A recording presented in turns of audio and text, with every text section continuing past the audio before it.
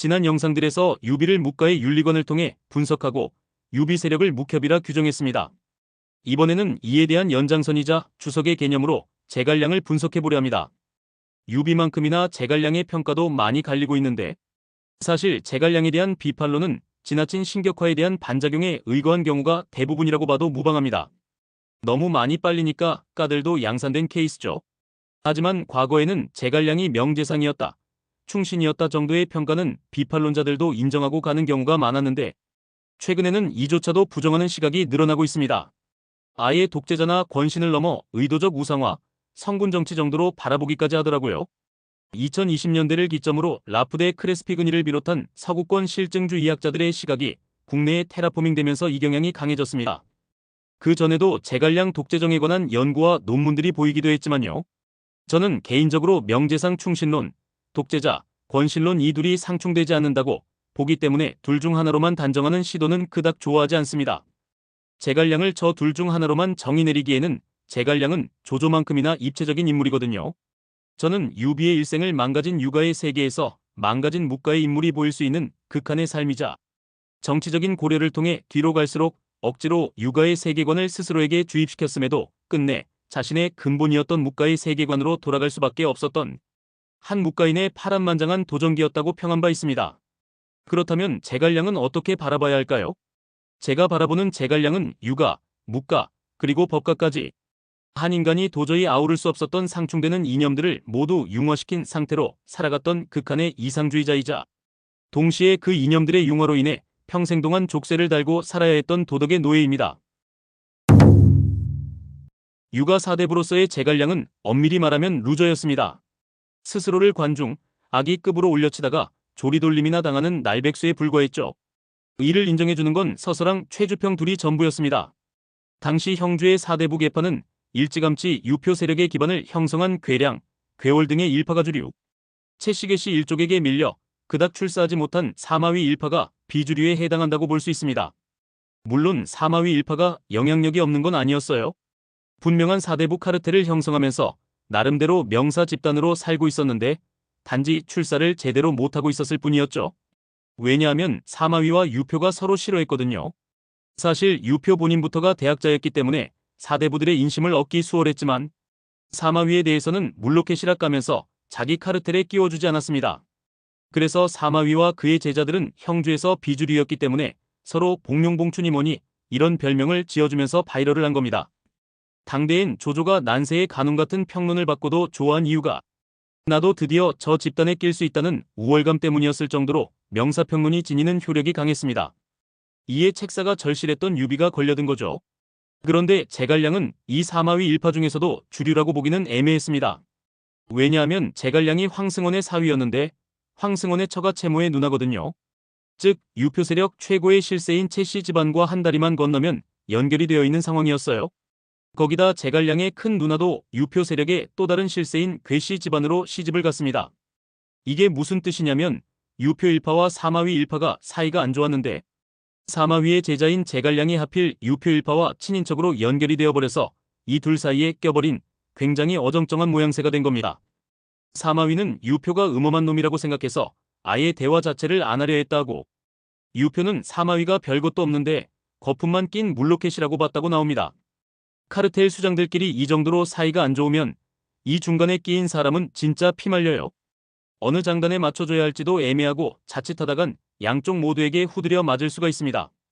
드라마 정도전 보시면 하륜이 권문세가 수장 2인임의 조카 사위이면서 동시에 신진사대부 수장 2세의 제자라서 포지션이 참 어정쩡하게 묘사가 됩니다. 권문세가랑 신진사대부가 사이가 최악이었거든요. 하륜도 일단은 권문세가 쪽이랑 같이 활동을 하되 신진사대부들이 위험해지면 도와주러 가거나 말리러 가는 등 중간에 낑겨서 꽤 고생을 합니다. 제갈량도 포지션상으로는 이 하륜이랑 비슷하다고 보시면 될 것 같아요.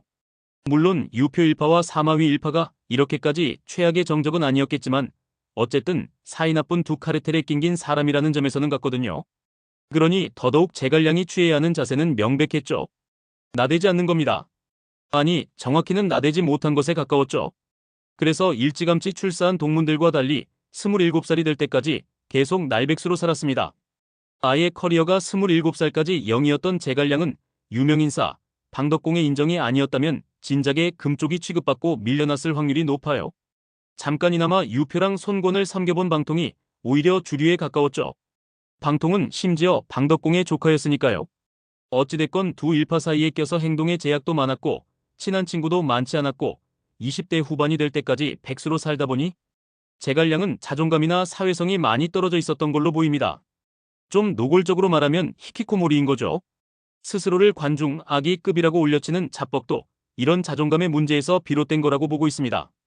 제갈량이 유비를 3번이나 찾아오게 만드는데 사실 이게 당대 예법상 엄청난 무례거든요. 보통 기일을 잡아놓고 만나는 게 정상인데 기약 없이 유비가 막무가내로 쳐들어간 게 아닌 이상 제갈량이 고의적으로 빠꾸를 먹인 거라고 봐야 합니다. 추측해보건대 아마 당시 자존감과 사회성이 상당히 낮아진 상태에서 별 볼 일 없는 임엽 깡패두목까지 자기를 찾아온다니까 막연한 거부감이 들어서가 아니었을까요? 와, 내가 이젠 이런 깡패두목까지 상대해줘야 하는 신세가 되다니 이런 심정이 아니었나 생각이 듭니다. 하지만 제갈량은 진짜로 3번을 찾아오는 유비의 태도를 보고 많은 것을 느꼈을 겁니다. 유비 편에서 언급했듯이 커리어가 0이었던 동네 날백수를 3번씩이나 찾아가는 지극한 정성은 유가 윤리관 입장에서는 말이 안 되는 파격적인 대우입니다. 제갈량은 이러한 유비의 태도를 엄청나게 강력한 플러팅으로 느낀 거죠. 출사표에서조차 언급하는 거 보면 어지간히 뇌리에 깊게 남은 게 아님을 알 수 있어요.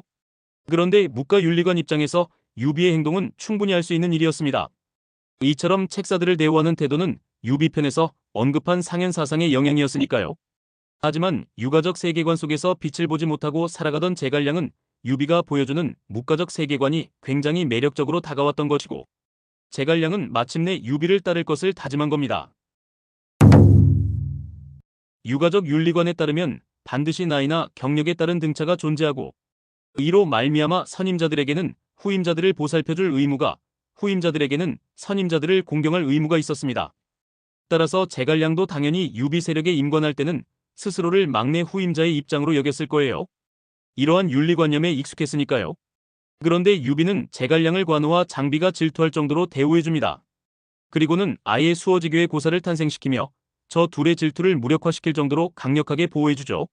손권과의 동맹 체결 때도 제갈량을 직접 파견할 정도로 중용합니다. 물론 이건 제갈근의 동생이라는 정치적 고려가 있었겠지만요. 어쨌든 유비는 제갈량을 막내 후임자 수준으로 대우하지 않았습니다. 누가 봐도 신참 막내 조직원한테 하는 것이라고 보기에는 어려울 수준으로 상당히 파격적인 예우를 해주었습니다. 이는 전형적인 묵가적 상현사상의 영향이었고 유비도 딱히 부채의식 없이 당연히 해야 할 일을 했다고 여긴 것이겠지만 유가적 윤리관에 익숙한 제갈량 입장에서는 이를 뼈에 사무칠 은혜로 여긴 것이죠. 그렇게 점점 유가 사대부인 제갈량은 묵협 콘실리에리로 재탄생하고 있었습니다. 사실 엄밀히 말하면 제갈량 입장에서는 두 개의 윤리관과 세계관을 명확히 구분하고 접근했다기보단 그냥 유가적 윤리관과는 좀 색다른 어떠한 윤리관에 점점 동화되었다. 그 정도로 보는 게 조금 더 매끄러울 것 같네요. 그게 많이 왜곡된 묵가적 윤리관이었던 것이고 말입니다. 그리고 묵가적 윤리관에 점점 익숙해진 제갈량은 두 가지 특이점을 보이게 됩니다. 절대로 유비를 거스르지 않고 엄연히 유비의 아들이었던 유봉처형을 건의한 거예요. 유비 편에서 얘기했듯이 두목을 거스르지 않고 두목의 뜻에 절대 복종하는 것은 묵협이 그토록 강조했던 상동사상입니다. 유가적 마인드가 비교적 강했던 방통은 유비에게 쓴소리를 아끼지 않았는데 제갈량은 연희의 모습과는 달리 유비를 거역한 적이 단 한 번도 없었습니다. 심지어 이릉대전 때조차도 겉으로는 반대하지 않았어요. 그리고 양자였다고는 해도 엄연히 후계자로서 입양된 친족이었던 유봉에게 자결 명령을 내려야 한다고 간언한 일은 제갈량 또한 친족 경시적 차별애로 왜곡되어 있던 묵가적 윤리관을 어느 정도 받아들인 결과라고 봐야 합니다. 다만 이것이 제갈량의 도덕성을 비판할 일까지는 못 되는 것이 유비 편에서 언급했듯 묵가적 윤리관에서는 필요성과 실용성이 무조건적으로 최우선순위입니다. 또한 친족에게 냉혹한 것은 유가적 윤리관에서의 부도덕이지 묵가적 윤리관에서는 이것이 필요성과 실용성이 있는 일이라면 오히려 더 큰 형태의 도덕을 준수하는 일로 받아들여졌습니다. 상동과 친족 경시, 이 두 가지 경향이 제갈량에게 나타났다는 것은 제갈량이 더 이상 유가 사대부가 아니라 묵협 마피아 콘실리에리로서 완전히 포지션 변경에 성공했다는 것을 알 수 있는 대목입니다. 유가 사대부에서 묵가 콘실리에리로 포변을 완료한 제갈량은 이쪽을 기점으로 주군인 유비가 달라지고 있음을 느낍니다. 본래는 묵협두목으로서 자기 패밀리들을 최우선으로 치던 유비의 경향성이 상당히 희석된 거였죠. 왜냐하면 유비 세력이 이젠 더 이상 패밀리들로만 운영할 수 있는 협의 단계가 아니라 호족과 사대부들의 도움이 없으면 유지될 수가 없는 정착국가의 단계로 거듭나고 있었기 때문입니다. 그리고 이 과정에서 유비는 꽤나 파격적인 정치적 안배를 감행하게 됩니다. 바로 그동안 자신의 진정한 친족이나 다름없었던 묵협계 전사들과 부국들을 포함한 신복들, 즉 패밀리들을 모두 중앙정치에서 치워버린 겁니다. 관우는 형주로, 장비는 파서로, 위연은 한중으로, 유봉은 상용으로 보내버렸고 미축은 명예직으로, 조우는 수방사령관 정도의 임무만을 맡긴 채 중앙정치에서의 영향력이 사라지도록 만들었습니다. 물론 유비가 이들을 정치적으로 숙청했다는 소리를 하는 것이 절대로 아닙니다. 오히려 이들을 더 믿고 신뢰했기에 할 수 있는 작업이었죠. 또한 지방정치와 전선사수가 중앙정치보다 중요성이 낮은 것도 아니었고요. 그리고 이들은 아무도 이 결정에 반발하지 않았습니다. 유비에게 절대적으로 충성할 수 있는 존재, 패밀리들이었으니까요. 다만 칭왕 이후 관우만이 황충의 급격한 승진을 두고 질투에 가까운 투정을 부린 것이 전부입니다. 이 시기에 유비가 제갈량에게 부여한 임무는 바로 모더레이터, 조정자입니다. 호족과 사대부들이 대거 합류한 바람에 유비 세력은 더 이상 묵협의 행동 원리로만 돌아갈 수 없었고, 이에 따라 유가적 세계관과 묵가적 세계관을 동시에 아우르는 넓은 리더십이 필요했습니다. 그리고 이 상황에서 방통이 죽은 이상 양대 거대 세력이 된 호족사대부 세력과 묵협 패밀리 세력을 모두 아우를 수 있는 교집합은 제갈량뿐이었죠. 유비로서는 자기 세력이 아직 묵협이 단계일 때 임관하여 자기 패밀리들끼리 공유하고 있던 윤리관에도 익숙하고 호족사대부로서의 정체성도 겸비해서 멀티가 되는 콘실리에리가 필요했는데 이에 완벽히 맞아떨어지는 것이 제갈량이었던 겁니다. 그래서 당시 제갈량의 직책은 바로 서좌장군부사, 즉 유비의 권한대행입니다. 유비가 점차 묵협두목뿐만이 아닌 유교군주로서의 정체성도 받아들이고 있던 시기에 유비의 권한대행을 맡아야 했던 제갈량은 당연히 이에 맞춰 유비의 포지션 변경을 도울 수 있는 기교를 부려야 했죠. 그렇게 새로운 임무에 집중하던 제갈량은 자신의 정체성을 형성하는 세 번째 사상을 습득하게 됩니다. 서로의 이해관계와 신념, 가치관, 윤리관, 추구하는 목적 등이 모두 다른 여러 인간군상들을 포괄적으로 아우르고 정해진 규범 위에서 예도를 지키며 살아갈 수 있는 질서, 바로 법가, 법치주의였죠. 한비자에 따르면 법가를 구성하는 요소는 법, 세, 술 세 가지입니다. 법은 흔히 아는 것처럼 국가 시스템에 필요한 공정하고 엄격한 원칙, 세는 집정자가 표면적으로 가져야 할 권세, 그리고 술은 균형이 흐트러지지 않도록 세력을 융통성 있게 조정하는 통치술을 말합니다. 그럼 입촉 후 제갈량의 행보와 한번 대조해 봅시다.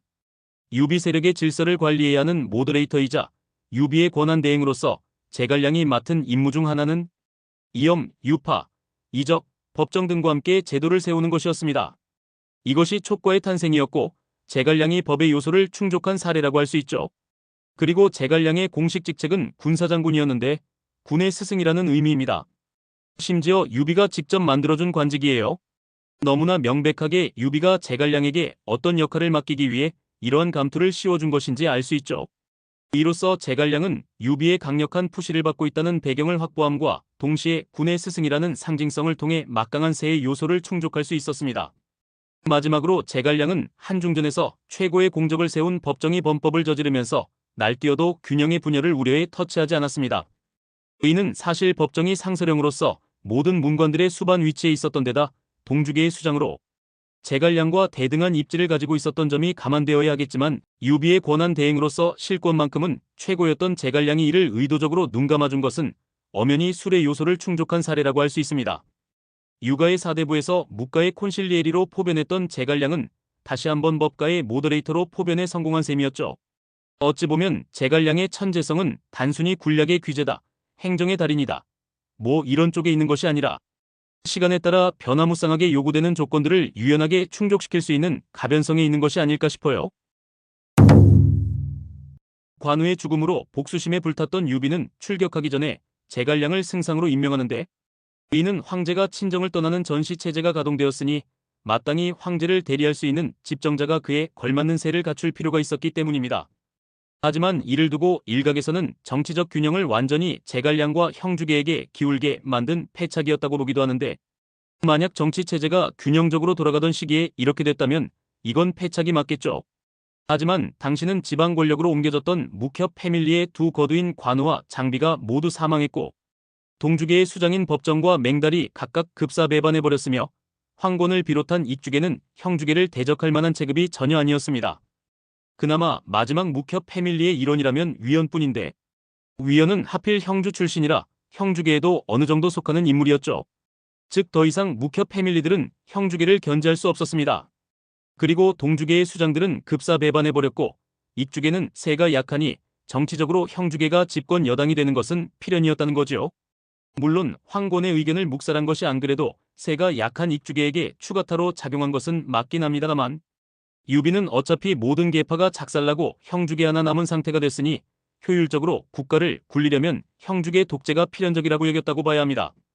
지난 촉한 정치계파 해설 영상에서 말했지만 유비는 여러 계파들의 협치와 공존 시스템이 붕괴되자 아예 묵협 시절의 전체주의적 절대복종 시스템으로 체제를 복원시켰다고 설명해드렸었죠. 유비는 묵협계, 동주계, 익주계가 모두 재구시를 하지 못하는 상황에서 국가 유지를 위해 최선의 선택을 내려야 했고 마침 전시체제로 돌입한 상황에서 전쟁의 후폭풍과 수습을 온전히 컨트롤할 수 있는 모더레이터의 필요성을 다시 한번 느낀 것이라고 볼 수 있습니다. 그렇게 제갈량은 승상 녹상서사 가절 사회교위로서 전권을 장악하게 되었고 유비의 패전 이후에는 아예 보정으로까지 임명되었죠. 하지만 이는 제갈량에게는 엄청난 부담이었습니다. 유가적 관점으로 보자면 승상의 보정은 사실상 선양의 스타팅 포인트였거든요. 유비 편에서 언급했듯이 황제와 사대부들은 권력을 놓고 치열하게 다투었는데 당대 사대부들은 세간의 인식과 달리 황제를 허수아비로 만들고 권력을 독점하는 것을 딱히 문제로 여기지 않았습니다. 황제를 신적인 존재로 격상하고 세속적인 정치판에 몸을 담그지 말라는 교리를 설파한 것도 사대부들이고 요순의 설화를 그토록 빨아제끼면서 선양을 찬미했던 것도 사대부들입니다. 그래서 당시 유가 사대부의 대표인물이었던 순욱이 조조의 승상제 부활과 독재정 수립을 전혀 반대하지 않은 것입니다. 이것이 사대부들의 이상과 일치했거든요. 조조도 사대부들의 정치적 이상을 이뤄주겠다고 꼬시면서 이들의 강력한 지지를 얻어낼 수 있었죠. 때문에 위공과 구석을 기점으로 순욱이 조조를 저버린 것은 한실에 대한 충성심 때문이 아니라 독재정 수립이 결국은 찬탈을 위한 수단이었고 이를 숨긴 채 우리 사대부들을 이용한 것이었구나 라는 배신감 때문이었습니다. 만약 조조가 남중국 병합에 성공하고 천하통일과 진정으로 가까워진 순간에 공자기와 구석을 받았으면 단언컨대 순욱은 반대하지 않았을 겁니다. 이는 찬탈이 아니라 선양의 테크트리니까요. 선양은 사대부들에게는 그야말로 궁극적인 이상입니다. 쉽게 설명하자면 선양은 사대부들에게는 최종 전직과 같은 개념이었어요. 승상제를 통해 독재 정부를 수립하고 이를 통해 사대부들의 이상을 구현하는 유토피아 정치를 시행한 뒤 마침내 천하를 평정하는 위대한 업적까지 세웠다면 재위를 선양받는 것은 그냥 필수적으로 딸려오는 보상으로 여겼다는 겁니다. 그래서 요순의 일화가 신화의 영역이 된 겁니다. 다만 사대부들은 단지 선양이 아니라 찬탈을 혐오한 것일 뿐이죠. 업적과 민심이 갖춰지면 선양은 그냥 패시브로 따라오는 건데 찬탈을 한다는 건 그만큼 업적과 민심을 갖추지 못한 주제의 근본을 훼손하려 한다는 뜻이니까요. 근데 제갈량은 여기다 보정이라는 강력한 권세가 하나 더 추가된 데다가 아예 유비 본인 입을 통해 직접 조건부 재위승계권까지 오피셜로 부여받았습니다. 이건 당대 유가적 관점으로 보면 그냥 제발 선양받으라고 고함을 지르는 수준입니다. 즉 유비는 애초에 제갈량 독재정을 적극적으로 만들어주려 했던 셈입니다. 이는 묵가적 관점으로 비춰봐도 별로 다르지 않죠. 묵가적 윤리관에서는 필요성과 실용성이 모든 가치들보다 절대적으로 중요한 최우선적 가치이기 때문에 내 아들이 괜찮으면 도와주고 답이 없다 싶으면 갱리가 황제해라. 이 말은 묵가 특유의 초극단 실용주의적 친족경시적 윤리관에 따라 충분히 할 수 있는 말이었다는 겁니다. 그리고 여기에 증인이 한 명 더 추가되죠. 바로 묵협계, 형주계, 동주계, 익주계 그 어디에도 완전히 속하지 않는 제5당의 인물인 이염입니다. 이염의 정치적 포지션이 정말 특이한 게 그 어느 계파로 분류해도 완전하지 않아요. 애초에 이쪽 당시 합류한 인사라 묵협계가 될 수는 없고 형주 출신이긴 한데 형주계로 분류하자니 조조의 남중국 침공 당시 쪽으로 도망가서 형주계 인사들과의 유대감이 매우 미약합니다. 그렇다고 동주계로 분류하자니 유장을 너무 늦게 섬겨서 기존 동주계들과도 커넥션이 거의 없었습니다. 친한 사람도 같은 형주 출신인 비관 한 명뿐이었죠. 그렇다고 익주계로 분류하자니 결정적으로 익주 출신이 아니라서 불가능합니다. 즉 제가 바라보는 이엄은 특정 정파에 온전히 속하지 않는 제5당의 대표 인사이며 유비가 이엄에게 기대한 역할은 제갈량에게 기대했던 넓은 리더십을 방해하지 않으면서 확실하게 보좌할 수 있는 2대 보스 제갈량의 새로운 콘실리엘이었다고 해석하고 있습니다. 영화 내부에서도 마피아 보스 비토 콜레오네는 보스 자리를 자기 아들 마이클에게 넘겨줄 때 콘실리에리 자리를 자기가 직접 맡았을 정도로 소위 2인자로 일컬어지는 콘실리에리의 영향력은 막강합니다. 그리고 동시에 콘실리에리는 보스의 방탄 역할도 하기 때문에 이릉대전을 기점으로 다시 묵협두목의 마인드로 회귀해버린 유비는 이엄을 제갈량의 보좌관이자 수호자로서 기용한 것입니다. 그 증거가 중도오라는 군직을 새로이 만들고 군권을 이엄에게 물려준 것이라 할 수 있죠. 너가 대신 군부 통솔을 맡아서 전후복구 사업에 집중해야 하는 제갈량의 부담을 덜어줘라. 이런 정치적 메시지였습니다. 그리고 이엄은 특정 계파가 아니었기 때문에 정치질을 하면서 제갈량과 갈등을 빚을 일도 딱히 없었을 테니 더욱 자기 임무에 집중할 것이라 여긴 것이죠. 이는 어느 정도 합당한 추론이었던 것이 이엄이 형주계를 제외한 특정 계파에 명확히 소속된 인물이었으면 필연적으로 제갈량과 권력 싸움이 일어날 수밖에 없습니다. 현대 정치에서도 거대 정당이 두 개가 남고 하나가 여당 하나가 제1야당이 되면 서로 죽일 듯이 싸워대지 않습니까? 그래서 유비의 선택은 제갈량이 독재정을 꾸릴 수 있도록 밀어주고 이를 방해하지 않으면서 든든하게 서포트해줄 수 있는 애매한 아싸 출신의 능력자를 원했습니다. 심지어 이엄은 비관 정도를 제외하면 딱히 친구도 없었으니 딱이었죠. 유비가 구상한 촉한 시즌2의 구성을 맡기에 이엄보다 적합한 인물은 없었던 겁니다. 하지만 제갈량은 유비의 이러한 정치 청사진을 받아들이기 힘들었습니다. 유가 사대부로서는 승상의 보정, 조건부 재위 승계권까지 할당받았고 묵가 콘실리에리로서는 2대 보스에 취임한 상태였으며 법가 모더레이터로서는 사실상 독재정이 완성되었기 때문에 모더레이터가 아니라 도미네이터의 롤에 더 가까워진 상황이었습니다. 한마디로 제갈량은 그 어떤 정체성을 견제해도 모두 궁극의 단계에 도달해버려서 다른 정체성의 영역으로 도주할 수가 없는 체크메이트에 걸린 상황이었다고 볼 수 있어요. 묵협 상동 사상에 따라 유비의 예스맨으로서 살아온 제갈량은 이제 자기가 직접 모든 결정을 내려야 하고 모든 구성원들을 보호해야 하는 존재가 되어 있었습니다. 이는 그동안 제갈량이 전혀 연습해보지 않았던 역량들이었죠. 사대부 콘실리에리 모더레이터까지 3단 변신은 성공적으로 해냈지만 유가, 묵가, 법가 그 어떤 정체성을 선택해도 동일하게 귀결되는 선양 예정자, 보스, 도미네이터 등등 여러 가지 이름을 지니고 있어도 본질은 같은 선도자로의 네 번째 변신만큼은 이전과 궤를 달리하는 부담을 주었습니다. 만약 제갈량이 정말로 권력욕이 강했다면 법정이 범법을 저지를 때 그걸 빌미로 삼아 당시 자신의 가장 강력한 경쟁자였던 법정을 참수하지 않았을까요? 제갈량은 이때조차 조정자로서의 롤에 충실하려고 노력했을 정도로 권세에 집착하는 유형은 아니었습니다. 하지만 상황이 가불기 수준으로 조성되어 버렸고 제갈량은 이 막중한 부담감을 감수해야 하는 상황이 된 것이죠. 당시 국력은 박살이 나버렸고 인적 자원과 물적 자원이 대거 소멸했으며 남중에서는 반란이 일어나는 와중에 오랑도 대치 상태였던 데다 위까지 언제 쳐들어올지 모르는 상황이었습니다. 당시에 답이 없는 상황은 유비로부터 선도자로서의 권세를 위임받은 제갈량이 오랫동안 잊고 있었던 젊은 시절의 정체성을 상기하는 계기가 된 것이 아닐까 싶네요.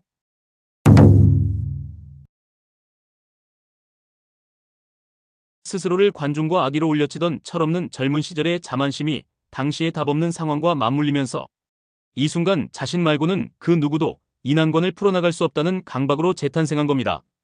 그렇게 결국 제갈량은 유비가 빌드업을 완성해 놓은 독재정을 받아들이게 됩니다. 제갈량은 파국을 막으려면 독재자가 될 수밖에 없다는 현실을 거부하지 못했습니다. 사실 이는 유가 사대부정 마인드에 따르면 천하의 공치자라는 자신들의 이상을 구현한 것이니 딱히 어색할 것도 없긴 하지만요. 어찌됐건 제갈량은 천하의 공치자이자 실질적인 국가원수로서 대대적인 인재 선발에 착수합니다.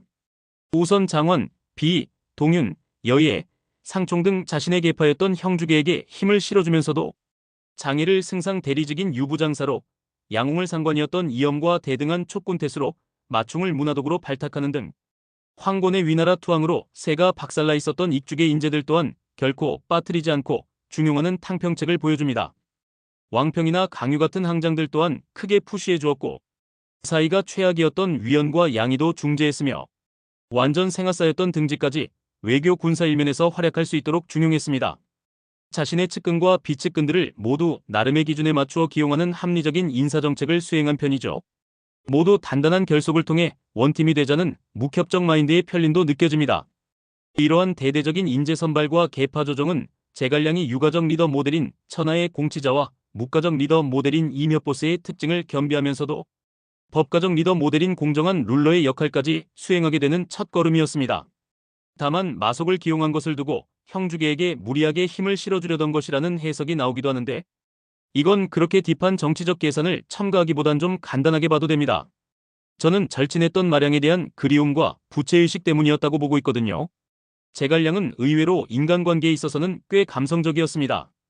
갈첨이 태어나서 세상 기뻐할 때도 그렇고 이염 조질 때 전례 없이 대노했던 것도 그렇고요. 제갈량이 매우 조심스럽고 신중한 성격이었음은 대부분 알고 있죠. 이 때문에 여러 차례 일으킨 북벌에서도 신중론만을 고집했고, 위원은 제갈량이 겁이 많아 자신의 재능이 온전히 쓰이지 못한다고 투덜거렸습니다. 이 부분은 아마 사람의 성향에 따라 평가가 갈릴 거예요. 다만 저는 제갈량의 이러한 신중한 성격을 옹호하는 입장인데, 평생 동안 팔로워로서 살아온 제갈량은 극도로 위험한 상황에서 그간 자신이 한 번도 해본 적이 없는 선도자 롤을 수행해야 했고, 이 자리를 아무런 연습 없이 증명부터 해야 하는 상태였습니다. 거기다 자신의 실패가 곧 국가 전체의 피해로 직결되기 때문에 조금의 실패도 감수할 수 없었죠.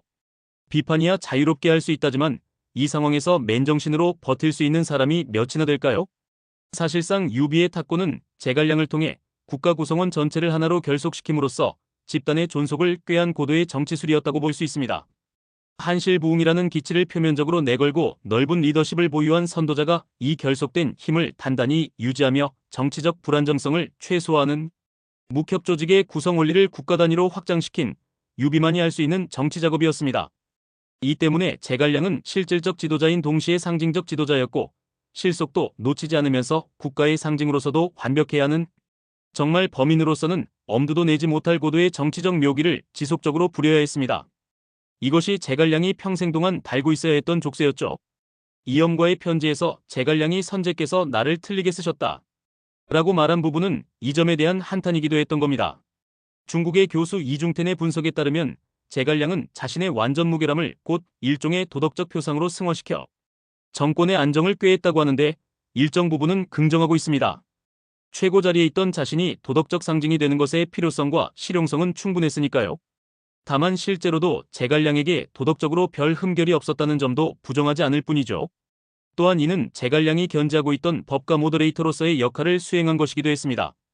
지배자가 조정자, 즉 중심축을 잡아줘야 할 역할까지 도맡아준다면 이는 곧 솔선수범하는 것이 되기 때문에 제갈량의 정치적 포지셔닝은 제갈량의 흠결 없는 도덕성과 맞물리면서 깊은 추앙으로 이어졌죠. 그런데 일각에서는 이를 두고 북한처럼 권력자를 우상화하고 항상 전시 체제를 가동시켜 강압적인 질서를 유지한 성군 정치였다는 말이 나오던데, 이건 너무 간 거고요. 만약 제갈량의 우상화를 비판할 거면 애초에 제갈량에게 모든 세를 몰빵해준 유비부터 까야 하지 않을까요?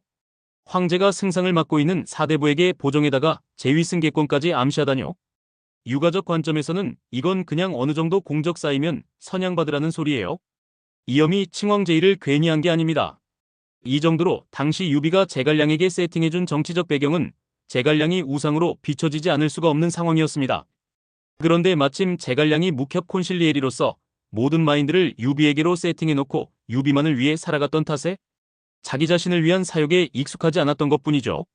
유비의 초창기 묵협 패밀리들이 모 금전을 탐했다거나 이런 기록이 있던가요? 묵협은 상동사상 때문에 모든 가치가 두목으로 세팅되어 있습니다. 이를 두고 충의로 해석할 수도 있겠지만 엄밀히 말하면 이건 두목을 중심으로 한 소규모 전체주의에 가까워요. 어쨌든 제갈량은 유비가 유교군주 코스프레를 하다가도 최후의 순간 묵협 두목으로 회귀하여 묵협의 조직 원리를 적용시킨 정치 청사진을 자신에게 부여하니 자기 자신도 오랜 세월 묵협 콘실리에리로서 살아온 감각에 따라 유비의 유지를 상동사상의 한 형태로 써받들었다고 볼 수 있습니다. 그래서 제갈량의 상징적 도덕성 우상성을 북한식 성군 정치를 위한 작업이었다고 보는 것은 그냥 뇌절이라고밖에 할 말이 없네요. 이염은 사실 처음엔 나름 유비의 유지를 받들어서 제갈량의 서포터 역할에 꽤 진심을 다했습니다. 왕년의 만류에도 불구하고 남만 정보를 기필코 자신이 직접 가야만 한다는 강박에 빠져있는 제갈량에게 순순히 군권을 넘겨주었고, 제갈량과 둘이서 같이 맹달을 회유하려고 편지를 쓴 적도 있죠. 저는 제갈공명과 함께 유비의 부탁을 받았습니다. 책임이 막중한 것이 걱정입니다. 좋은 동반자를 얻고 싶습니다. 맹달이 진수하고 있던 신성상용이 촉 입장에서 얼마나 강력한 전략적 이점을 가져다 주는지를 생각하면 초기의 이염은 분명 유비가 부여한 정치 청사진을 따라가고 있던 겁니다. 제갈량 또한 편지에서 이염의 과감한 결단력을 칭찬하며 극도로 신중한 자신에게 부족한 부분을 채워줄 수 있는 자신만의 콘실리에리로서 인식하고 있었죠. 그래서 북벌 당시 승상부의 일을 이염에게 맡긴 겁니다. 하지만 머지않아 이염은 삐뚤어지기 시작했는데, 이는 이염이 묵협식 행동 원리에 익숙한 인물이 아니었다는 점을 들 수 있겠습니다. 아예 스스로를 두목의 신체 일부로 여기기까지 하는 묵협의 구성원들은 두목이 내린 임무가 아무리 불가능해 보일지라도 반드시 이행하려 합니다. 여러 번 언급했듯 상동사상이 깊이 테라포밍 되어 있기 때문입니다. 장비가 고작 20기 데리고 5,000기랑 대치하는 미친 임무를 아무 말 없이 쿨하게 받던 것이 대표적이에요. 그런데 이염은 유비 세력이 묵협일 때를 겪어보지 못한 인물이죠. 그래서 자기 자신을 위한 사욕이 앞설 수밖에 없었고, 적당히 임무도 수행하면서 자신의 이득도 챙겨가는 평범한 관료로서의 삶을 원했다고 볼 수 있습니다.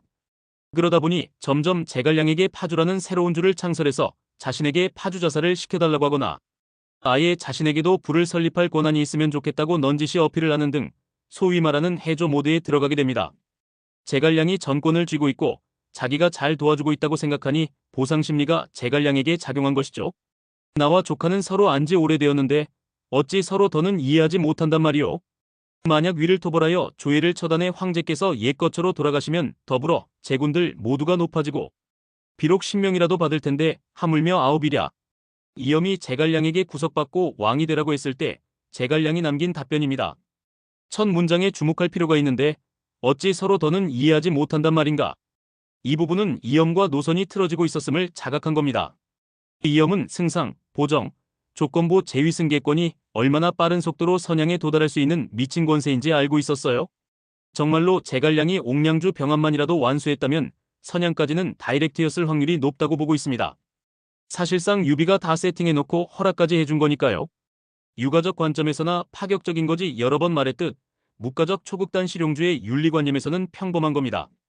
그런데 제갈량은 묵협의 마인드를 지니고 있었기에 두목이 내린 임무에 집중한 것이고, 이염은 묵협이 아니었기에 유비가 허가해준 선양의 길에 기대감을 품고 있었던 겁니다. 제갈량이 선양을 받으면 2인자인 자기 자리도 비교할 수 없을 정도로 높아지니까요. 같은 지령을 받았지만 서로의 정체성이 달랐기에 누구는 의무에 몰입하고 누구는 보상에 몰입한 결과였죠. 그래서 제갈량은 어째서 서로 더는 이해하지 못하는지, 왜 단단한 결속력을 유지해야 할 우리가 서로 추구하는 바가 달라졌는지에 대한 슬픔을 토로하면서도 마지막에는 조예를 처단하면 구속이 아니라 신명도 받을 수 있으니까 좀만 참으라고 이염을 달래게 되는 겁니다. 어쨌든 미우나 고우나 선대두목이 지정해준 콘실리엘이잖아요. 끝까지 함께할 수밖에 없어요, 묵협은. 그런데 이염 입장에서도 답답한 감은 있었을 겁니다. 왜냐? 제갈량이 북벌에 계속 실패했거든요. 유비가 허락한 선양의 미래, 제갈량이 언급한 신명의 미래, 모두 제갈량이 북벌에 성공해야만 누릴 수가 있는 건데 도저히 진전이 안 보이니까요. 그래서 명리를 추구하던 이염 입장에서도 상당히 열받는 모먼트들이 분명히 존재했고, 이 부분을 제대로 컨트롤하지 못하게 되면서 결국 선을 넘게 되는 겁니다. 보급 실패권을 기점으로 이염이 제갈량을 연맥이려 했다가 자신이 실각하게 되는 결과로 이어졌죠. 이평의 마음은 영예와 이익에만 있을 뿐이라고 생각했지, 이평의 마음이 시비를 전도시키는 데 있다고는 생각지 못했습니다. 이 편지까지 읽고 나면 둘의 갈등이 어떤 형태였는지 확실히 감이 오게 됩니다. 제갈량은 이염이 파주자산이 구석이니 뭐니 등등 이익을 탐하는 것에 대해서는 그저 사람의 개인적인 허물로만 여겼을 따름인데, 이렇게 선을 넘을 줄은 몰랐다고 배신감을 드러내는 글이에요. 사실 이게 감정적으로 정말 거대한 상처였던 게, 묵협의 마인드에 따르면 제갈량은 패륜을 당한 겁니다. 묵협은 서로가 서로의 친족이기 때문이에요. 그 어떤 묵협도, 그 어떤 마피아도 콘실리에리가 보스를 엿먹이려 하는 것은 금기에 가까운 대죄입니다. 그래서 당시 전 관원의 이름을 모아서 이염을 탄핵시켰으니 제갈량의 분노를 알 수 있어요. 그런데도 목숨만은 살려준 걸 보면 이걸 어떻게 참았는지 신기할 지경입니다. 이염도 이게 제갈량 입장에서 얼마나 큰 상처로 다가갔을지에 대한 자각은 있었는지 패서인 후 양이처럼 나불대지도 않고 조용히 제갈량이 자기를 사면해주길 기다렸습니다. 능동적으로 재기의 길을 찾으려 한 것도 아니에요. 그냥 제갈량 화가 풀릴 때를 기약 없이 기다렸습니다. 길게 서술했듯 제갈량은 자신의 내면에 유가, 묵가, 법가라는 세 가지 마인드를 공존시켰던 인물입니다.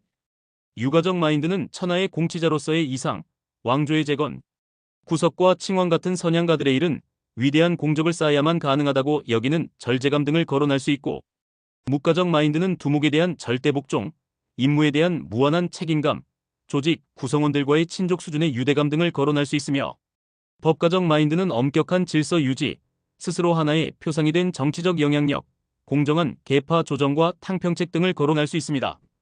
그리고 이 정리에서 알 수 있듯 제갈량은 그 어떤 것도 소홀히 하지 않았어요. 유가적 마인드는 자신의 근본이었기 때문에 사라지지 않았고, 묵가적 마인드는 자신의 죽음과의 추억 그 자체였기 때문에 사라지지 않았으며, 법가적 마인드는 당시의 상황을 조율하기 위해 필연적으로 견제할 수밖에 없었죠. 사실 엄밀히 따지면 제갈량이 능동적으로 이 세 가지 경향성을 모두 간직하려 한 것은 아닙니다. 단지 자신이 근본적으로 사대부였고 옛 죽음과의 정이 깊어 그가 내린 유지에 집착했으며 당시의 어려운 상황을 체계적으로 해결할 필요가 있었으니 자연스럽게 이러한 인간군상으로 완성된 것입니다. 하지만 제갈량은 동시에 이 세 가지 정체성이 융화된 것이 오히려 자신에게 족쇄로 작용하기도 했습니다. 자신을 새로운 보스로 삼은 유비의 탁고 때문에 그 어떤 분란종자들도 패밀리로서 품고 가야 했고, 유비가 자신에게 새를 몰빵해준 탓에 자신은 늘 완벽한 모습을 유지해야 했으며, 이 때문에 여러 차례 북벌이라는 과업에 몰두하면서도 실패를 두려워해 신중론만을 고집해야 했고, 또 이 때문에 위헌과 이염 등 불만을 호소하는 이들을 어르고 달래야 했으며, 또 이 때문에 갈등이 터졌을 때 패밀리에게 패륜을 당하는 정도의 고통을 감수해야 했습니다. 만약 자신이 유가 사대부가 아니었다면 그럼 적당히 군벌 지도자로서 할 거에 만족할 수 있었겠죠. 만약 자신이 묵가 콘실리에리가 아니었다면 그럼 유비가 남긴 의무보다는 자신에게 주어진 권리와 권세에 집중할 수 있었을 겁니다. 만약 자신이 법가 모더레이터가 아니었다면 분란종자들 일찌감치 쳐내고 그렇게 마음고생할 필요도 없었을 거예요. 하지만 셋 중 하나라도 없었다면 유비는 제갈량을 선택하지 않았을 겁니다. 독재자가 되어도 권력에 매몰되지 않고 국가적 책임을 져버리지 않을 수 있는 존재는 제갈량밖에 없다고 생각했습니다. 제갈량은 제갈량이었기 때문에 제갈량이 된 것이다 라고 해야 할까요? 매우 입체적이고 다면적이면서도 일관된 향취가 느껴지는 극히 희귀한 인간군상이라고 할 수 있겠습니다. 그래서 제갈량이 위대한 이유는 뛰어난 지휘관이나 정치가라는 점에 있는 것이 아닙니다. 사실 냉정히 말하면 지휘관으로서는 목적 달성에 실패했고, 정치가로서는 중세의 단계로 돌입하던 위진이나 남방개척이라는 금자탑을 세운 손호와 달리 망가진 나라를 원상태로 복구시킨 것에 그쳤기 때문에 정치적 파급력은 이보단 밀리는 편이죠. 제갈량이라는 인물이 주는 진짜 가치와 의의는 저 극도로 어려운 삶의 태도를 끝까지 간직한 것으로도 모자라 그 목적에 자신을 위한 사적인 욕망을 포함시키지 않았다는 점에 있습니다.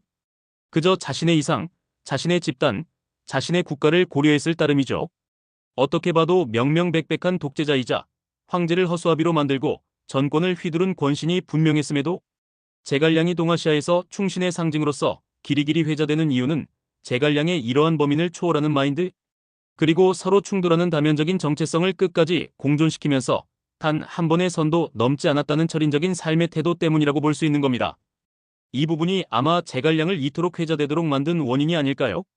수많은 사람들이 예수나 소크라테스를 이토록 찬미하는 이유도 그들의 업적이 어떠한지에 대한 부분보다는 그들이 지녔던 삶의 태도를 끝까지 간직하기 위해 스스로 죽음을 선택했다는 부분이 주는 충격과 상징성 때문입니다. 제갈량은 독재자가 되어야 했음에도 사대부로서, 콘실리에리로서, 조정자로서 살아갔던 삶의 태도를 제갈량은 끝까지 유지하려 했고, 이로 인해 상징이 될 수밖에 없는 삶이 완성되었죠. 이게 제갈량이 위대한 이유입니다.